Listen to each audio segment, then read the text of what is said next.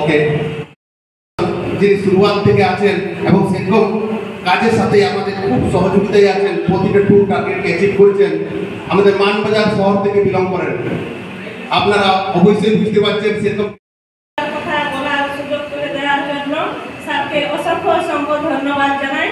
তো আমার নাম কবিতা মাহাতো, আমি বাঁকুড়া বারিকুল থেকে বিলং করি।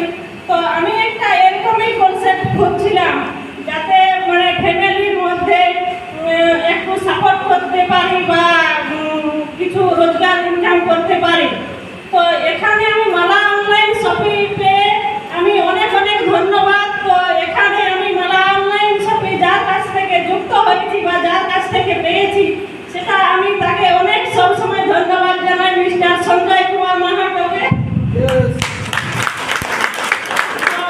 এখানে আমি কাজ করে মানে আমার একটা মানে আগে থেকে ইচ্ছা ছিল যে প্রথম থেকে পড়াশোনা করতাম থেকে যে আমি একটা কিছু কাজ করে দেখাবো বা বাইরে ঘুরে দেখাবো।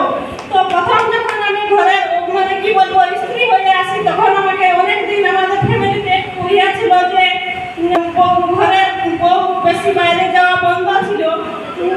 তো তারপর থেকে আমার মানে হাজবেন্ড আমাকে বলতো যে ঘরে বসে থাকে না, কিন্তু বাইরে জগৎটাকে দেখতে হবে।